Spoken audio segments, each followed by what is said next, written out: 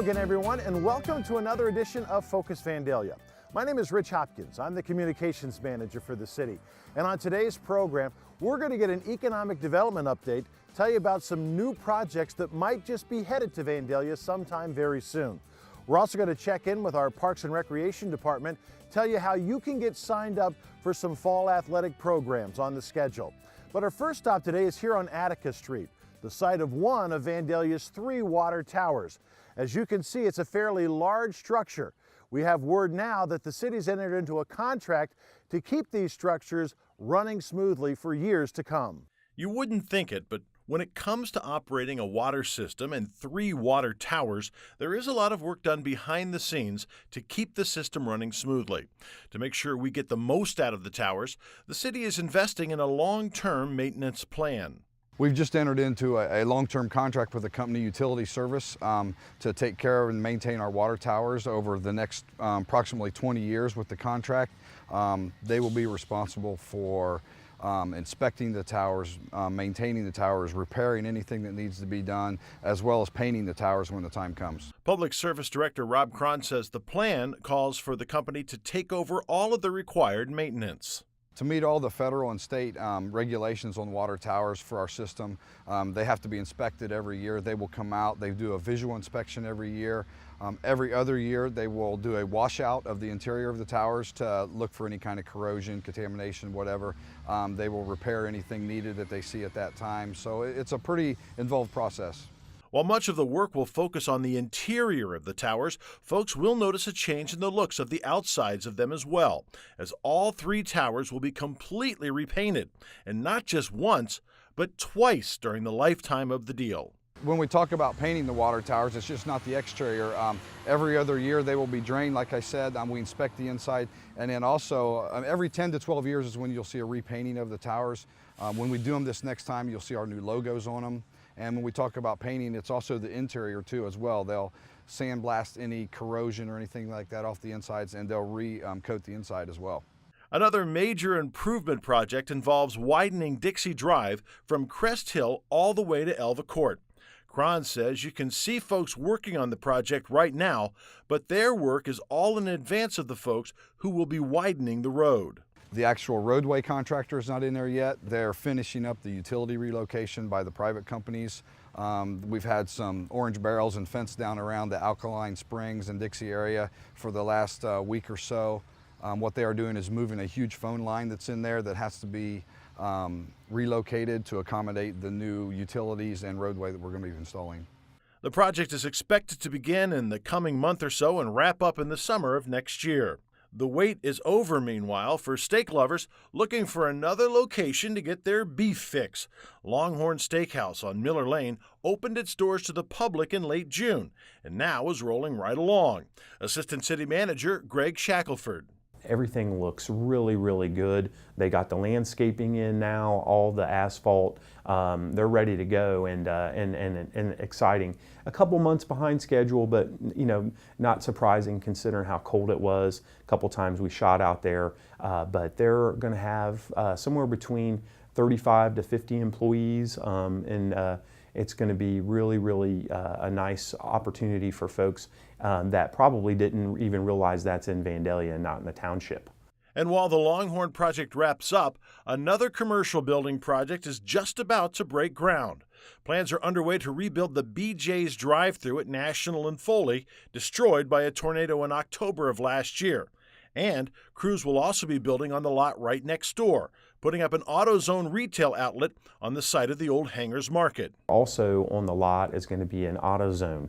And AutoZone had submitted some plans over the last couple years, and we never really got the design standard that we were looking for, but it's going to be a very nice facility, and they're also going to have the signage in the locations that we wanted. So we should be looking at that coming. I would say they'll probably look to get started in the next 2 months, perhaps, and be open sometime in the mid to late fall. There's also economic development to talk about in Vandalia's Stone Quarry Crossings, where the city is still in the running for a large warehouse operation that we're calling Project Lakota. Lakota, nothing really new to report. We do have an executed contract, but they are still looking at a few other locations that they could potentially go. And it's another local jurisdiction. I'm not going to talk about the location, but it's certainly something that for us could be, potentially a really big deal. 100 employees plus in the next year to 3 years, depending on when they would get the project off the ground. Also at Stone Quarry Crossings is a new possible development that would sit near Vandalia's Fire Station number 1. We're calling it Project Horse, but we're pretty making progress. We don't have anything executed, but it would be just north of the fire station across the street from Mac on Fieldstone. That could be another out of the gate, perhaps 60 to 80 employees with an opportunity to double in size. A project on National Road has been getting some attention this past month as crews begin clearing the lot just to the east of Vandalia's PNC Bank location, where plans are underway to build a Dollar General store. This was something that really, from an economic development standpoint, it wasn't anything that we were really involved in on the front end, but that lot and that location is going to be a Dollar General store, and at this point I think it's something that should help us compete in a market that's really come around. And from what we understand in the plans, it's going to be a very nice facility. I think if not right out of the gate, maybe at some point they would even have food and be a little bit more like not only a dollar store, but have a little bit more convenience and groceries. And we've been getting a lot of questions lately about these pipelines that have been popping up on land near the Dayton International Airport. Shackelford says the lines are part of a large-scale operation by Vectren to move gas lines in support of the new Procter & Gamble plant that's under construction in Union. Now, the plant is nearly 2 million square feet under roof, and it's going to be used to support P&G's vast North American distribution network. Shackelford says the huge plant should not mean a huge spike in local traffic. The Transportation Improvement District has been involved in that project, and they're trying to make sure that they get the trucking and all the distribution that's going to go to that facility and keep it off a national road as much as possible. That's the goal. That was the way they designed it. Even though the new P&G plant is in neighboring Union, Shackelford says Vandalia may very well end up benefiting greatly in the end. What's that mean for us? Could mean other supplier, other vendor opportunities that could potentially look at Stone Quarry or some other available properties that we have in the city. More jobs, ultimately.